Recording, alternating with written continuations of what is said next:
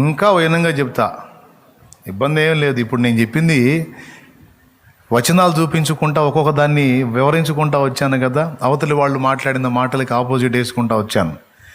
మీకు కొంచెం అస్పష్టంగా ఉండొచ్చు, ఎందుకంటే మీ గ్రహింపు నేను గుర్తుపట్టగలను, మీ ఆలోచనను అంచనా వేయగలను, మీ కెపాసిటీ కూడా నాకు తెలుసు.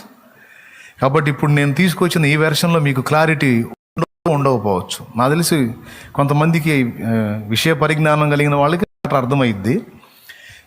పాపం ఇప్పుడే నూతనంగా విద్యార్థులు కొన్ని వాళ్ళకి అర్థం కాకపోవచ్చు. మళ్ళీ ఒక్కసారి నేను క్లారిటీ ఇస్తా, ఏం వరి కావద్దు. ఇంకా చాలా స్వయం ఖండన, స్వయం వైరుధ్యాలు ఉన్నాయి. ఇంకొకటి, వీళ్ళే మళ్ళీ ఏం చెప్తారు, శ్రమలు, అంత్యాబద్ధ క్రీస్తు శ్రమ పెట్టేటువంటి శ్రమల్లో మనం ఉండమంటారు. ప్రకటన 12లో కనపడ్డ ఆ స్త్రీ సంఘం అంటారు.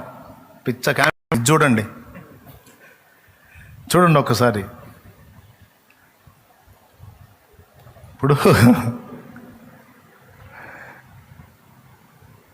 ప్రకటన గ్రంథం 12లో 12 నక్షత్రాలు గల కిరీటం ధరించి, సూర్యుని ధరించి, పాదాల కింద చంద్రుని కలిగి ఉండి, చూడండి ఒకసారి. అప్పుడు ఒక గొప్ప సూచన కనబడెను. అదేదనగా సూర్యుని ధరించుకునే ఒక స్త్రీ, ఆమె పాదముల క్రింద చంద్రుడును, శిరస్సు మీద 12 నక్షత్రముల కిరీటమును ఉండెను. ఆమె గర్భిణి అయి ప్రసవేదపడుచు ఆ నొప్పులకు కేకలు వేయుచుండెను. అంతటా పరలోకమందు ఒక సూచన కనబడెను. ఇదిగో, ఎర్రని ఘటసర్పము, దానికి 7 తలలను 10 కొమ్ములను ఉండెను. దాని తలల మీద 7 కిరీటములుండెను. దాని తోక ఆకాశ నక్షత్రముల్లో 3వ భాగము నీచి వాటిని భూమి మీద పడవేసెను. కననయ్యున్న ఆ స్త్రీ కనగానే ఆమె శిశువును మృంగివేయవలెనని ఆ ఘట సర్పం స్త్రీ ఎదుట నిలుచుండెను. సమస్త జనములను ఇనుప దండముతో ఏలనయ్యున్న యొక్క మగ శిశువును అనగా ఆమె శిశువు దేవుని యొద్దను ఆయన సింహాసనం వద్దకును కొనిపోబడెను. ఎవరు ఈమె ఎవరు? సంఘం అని మనోళ్ళు అన్నారు. సంఘం అన్నారు, సంఘం అంట. ఓకే, సంఘాన్ని యేసు గనలా, యేసును సంఘం కన్నది. సరే, కాసేపు నమ్ముదాం. అంటే వీళ్ళు చెప్పే ఉపదేశం వీళ్ళకే స్వయం వైరుధ్యం ఎలా అవుతుందో చెప్తున్నాను నేను. మరి ఇప్పుడు ఆ ఘట సర్పం శోధించే శోధనలో ఆ క్రూర మృగం, అబద్ధ ప్రవక్త, ఈ ముగ్గురు కలిసి భూమి మీద వాళ్ళ పని జరిగించేటప్పుడు సంఘం ఎత్తబడిద్ది అని కదా మన వాళ్ళు చెప్పింది. వాళ్ళు స్టార్ట్ కాకముందే సంఘం ఎత్తబడిద్ది. సంఘం ఎత్తబడిన తర్వాత ఈ దుష్టత్రయం అనేది భూమి మీద భయంకరమైనటువంటి దుష్ట విహారం చేసిద్దని కదా మనోళ్ళ బోధ. మరి అట్టయితే ఇప్పుడు ఈ 12 నక్షత్రాలు తల మీద కలిగి ఉండి సూర్యుని ధరించుకున్న ఈ స్త్రీ సంఘం అయితే, మరి ఆ సమయంలో సంఘం భూమి మీదనే ఉంది కదా.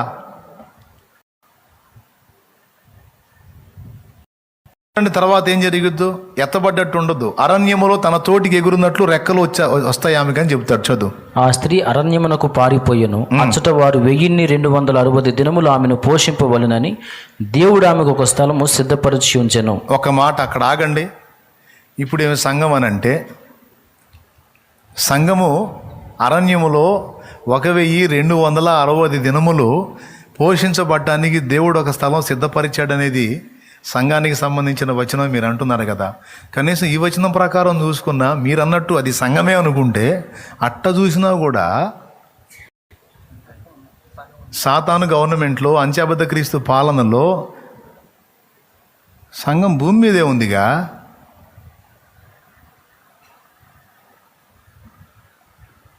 ఈ వచనం ప్రకారం చూసిందా మీరు? సంఘం వాస్తవంగా నేను ఇస్రాయేలు జనాంగం అంటాను నేను, కాదు సంఘమే అన్నారు. సంఘం అయితే మరి ఇప్పుడు 1260 దినములు అరణ్యములో పోషింపబడటానికి, భద్రపరచబడటానికి ఆమెకు దేవుడు డిసైడ్ చేశాడు.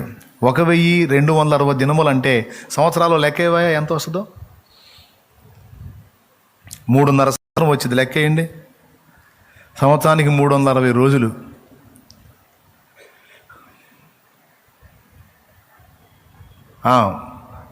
మూడు 9 300 రోజుల కాడికి, ఒక సంవత్సరానికి 300 కాడికి 300 900 రోజులు. ఆ తర్వాత ఇంకెంత ఉంది? 60 రోజులు ఉంది. 3 60లు 180, ఓకేనా? అప్పుడు 1080 రోజులు 3 సంవత్సరాలకి. ఏమయ్యా, సంవత్సరానికి 360 రోజుల కాడికి 3 సంవత్సరాలకి 1080? ఓకే. మరి అర్ధ సంవత్సరం ఉండలా 6 నెలలు, నెలకి 30 రోజుల కాడికి 6 3 18, 1080 ఇప్పుడు వచ్చిన 180, 1200 కలిపితే మొత్తం ఎంత? 3.5 సంవత్సరం. నువ్వు చెప్పిన ఆ లెక్క ప్రకారం వేసుకున్నా ఆ 12 నక్షత్రాలు కలిగిన ప్రకటన 12లో ఉన్న స్త్రీ సంఘమని నువ్వు చెబితే అది నిజమని ఒప్పుకున్నా కాసేపుకి, నిజం కాదు, ఇశ్రాయేల్ జనాంగంలే ఆయన అది సంఘమే అని ఒప్పుకుంటే, అట్లా చెప్పినా కూడా మరి ఆ 3.5 ఏండ్లు సంఘం భూమి మీదే ఉంటుంది కదా. మరి ఈ 3.5 ఏ 3.5?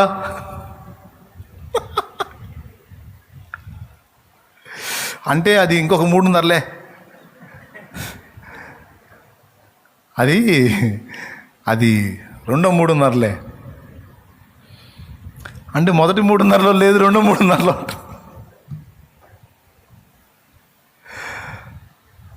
కాబట్టి ఎట్లా చెప్పినా క్లియర్గా చెప్తున్నా, ఆఖరి పరిశుద్ధుడితో సహా రక్షింపబడిన తర్వాతనే యేసు రాకడ జరిగిద్ది. అర్థమైందా? సంఘములోనికి చేర్చబడవలసిన ఆఖరి వ్యక్తితో సహా చేర్చబడ్డ తర్వాతనే యేసుక్రీస్తు రెండవ రాకడ జరిగిద్ది. దానికి ముందు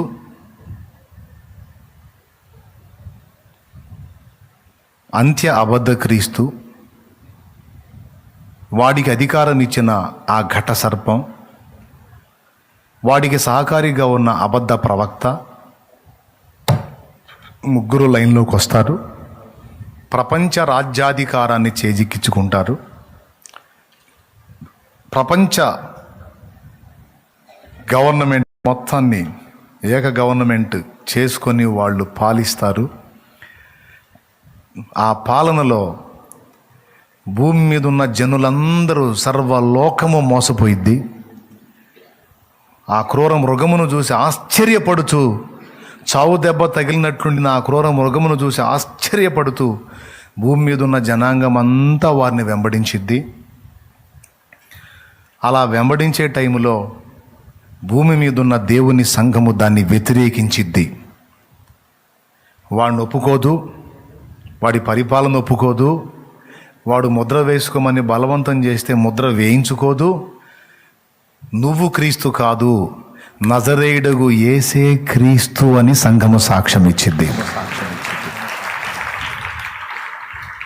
ఆ సంఘం గొంతు కూడా నులిమేస్తాడు వాడు. పరిశుద్ధులను జయింప అధికారం పొందాడని రాసుంది. ఆ సంఘము గొంతుని మూసేస్తాడు. దానికోసం కొంతమందిని శిరచ్ఛేదం చేస్తాడు. ఇది ప్రకటన గ్రంథం 20వ అధ్యాయం ఒకసారి తీసుకుంటే మీకు దొరికిద్ది. 4వ వచనం నుంచి చూడండి.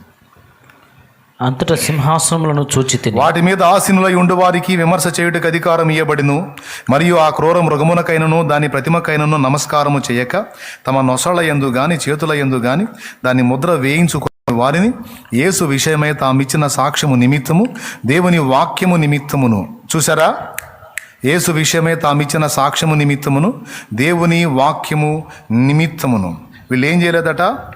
ఆ క్రూర మృగమునకైనను దాని ప్రతిమకైనను నమస్కారము చేయక తమ నొసళ్ళ యందు గాని చేతుల యందు గాని దాని ముద్ర వేయించుకొనని వారిని యేసు విషయమై తామిచ్చిన సాక్ష్యము నిమిత్తమును దేవుని వాక్యము నిమిత్తమును శిరచ్ఛేదనము చేయబడిన వారి ఆత్మలను చూచితినే.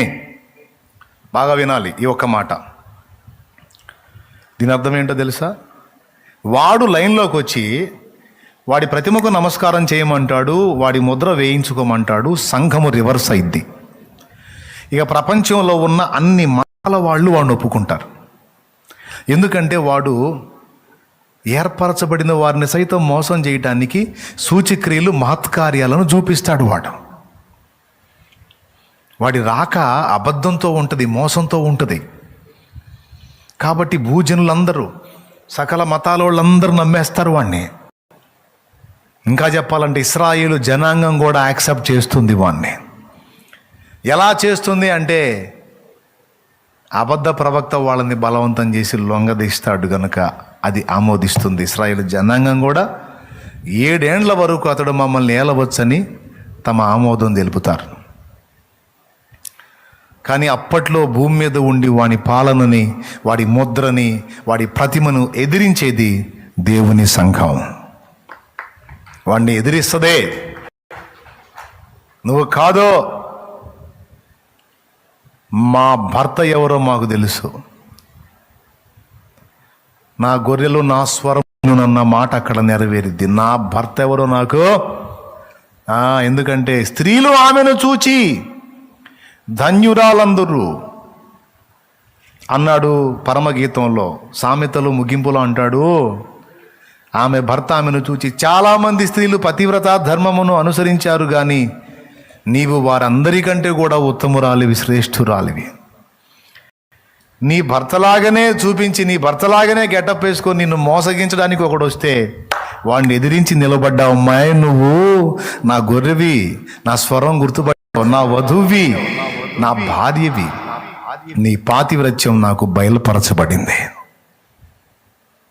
మీకు సప్పట్లు కొట్టాలనిపించలేదా? ఇంకేం కొడతారులే, నీ పని అయిపోయింది ఇప్పటికే. సామెతలు 31లో చెప్పబడిన ఆ స్త్రీ ఎవరు? రక్తవర్ణ వస్త్రము ధరించిన ఆ స్త్రీ ఎవరు? గుణవతి అయిన భార్య ఎవరు? ఆమెను గూర్చి భర్త ఏమంటున్నాడు? ఎవరు చదువుతారు? ఏదో ఒకటి అంటున్నాడులే, 10 అయిందిరా నీకు దండం పెడతామంటారా?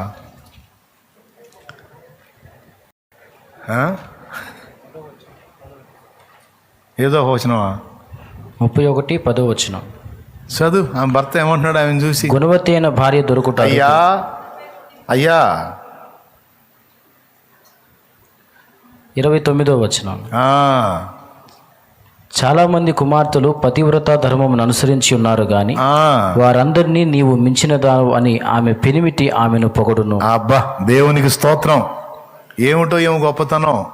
చాలామంది స్త్రీలు పతివ్రత ధర్మమును అనుసరించారు కానీ అమ్మాయి వాళ్ళందరినీ మించిందని అమ్మాయిను అన్నాడు. ఎందుకంటే నిన్ను మోసం చేయడానికి కుట్ర జరిగింది, నిన్ను వంచడానికి కుట్ర జరిగింది. నన్ను గూర్చి నువ్వు మాట విన్నావు కానీ నన్ను కన్నుల చూడలా, నా మరణ పునరుద్ధానాలు నువ్వు చూడలా, కానీ నన్ను ప్రేమించావు. కానీ కళ్ళ ముందు చనిపోయి తిరిగి లేచిన వాడు నీ కళ్ళ ముందు కనపడి నేనే క్రీస్తునని నీ ముందుకు వచ్చాడు, కానీ నువ్వు నమ్మలేదమ్మా. అదిగో నా ప్రియుడు, నేను అతని దానను, ఆలకించుడి నా ప్రియుని స్వరం వినబడుతుందని నా గొర్రె పిల్లవై నా స్వరమును గుర్తుపట్టావు. నా పేరు పెట్టుకొని నిన్ను మోసగించడానికి వచ్చినటువంటి దుష్టుని నువ్వు ఎదిరించావు. గొంతు కోపించుకోవడానికి ఇష్టపడ్డావు, శిరచ్ఛేదం పొందడానికి ఇష్టపడ్డావు కానీ, చేయించుకోవటానికి ఇష్టపడ్డావు కానీ వాడికి తల వంచలా. వాడితో పాపం చేయటానికి, వాడి ముద్రను వేయించుకోవటానికి, వానికి నమస్కరించడానికి, వానితో కలుసుకోవటానికి నువ్వు ఇష్టపడలా. దానికోసం చచ్చిపోవటానికి కూడా ఇష్టపడ్డావు అమ్మాయి. చాలామంది స్త్రీలు పతివ్రత ధర్మాన్ని అనుసరించారు కానీ నీకు జరిగిన మోసం ఎవరికి జరగల, కానీ నువ్వు ఆ మోసాన్ని గెలిచి నా కోసం నిలబడ్డావు. జాగ్రత్త, చేతులు నొప్పులు పడి జన్నం కొట్టండి.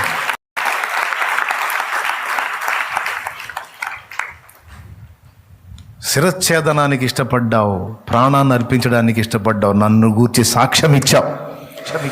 ఇతడు నా భర్త కాదు, నా భర్త నజరేయుడగు యేసు. అది సంఘము యొక్క సాక్ష్యం. అట్టయితే దాన్ని చంపండి, చచ్చిపోతా, తరమండి, తరమబడతా. ఇక తరుముతాడు వాడు. సంఘాన్ని నోరు తెరవనీయుడు. పరిశుద్ధులను యుద్ధము చేయను, పరిశుద్ధులతో యుద్ధము చేయను, వారిని జయింపను వాడికి అధికారం ఇవ్వబడింది. వాళ్ళ నోళ్ళు మోస్తాడు, సంఘం నోరు మన నోళ్ళు మోస్తాడు. అప్పుడు లెగుస్తాయి ఇద్దరు సాక్షుల స్వరాలు. అర్థమైందా? అంటే ఒక పక్క నోరు మూస్తే మరో పక్క నోరు తెరిపించడం దేవునికి చేతనవును. సమంతా వీడి తాకిడికి, వీడి తరిమే విధానానికి సైలెంట్ అయిపోతే ఇద్దరు సాక్షులు లైన్లోకి వచ్చి 1260 దినములు గోనె పట్టగట్టుకొని ప్రవచిస్తారు. ప్రకటన గ్రంథం 11వ అధ్యాయం. దీని గురించి మొన్న నేను వర్ణించాను. శుక్రవారం రోజే నేను మాట్లాడాను. ఇంట్రెస్ట్ ఉంటే ఆ వీడియో చూడండి, నెట్లో అప్లోడ్ చేయబడి ఉంది. కాబట్టి ఇన్ని మాటలు ఎలా? వారి బోధన వారికే ప్రశ్నిద్దాం.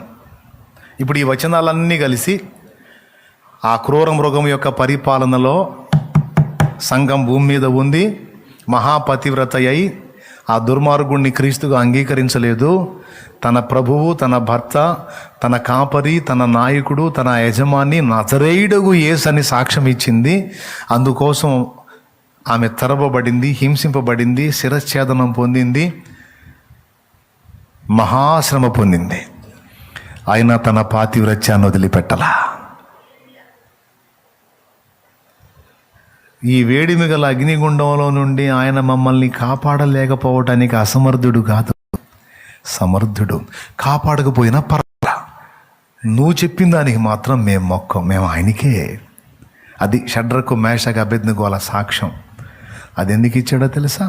అంత్యకాల సంఘం అలాగూ క్రీస్తు కొరకు నిలబడబోతుంది.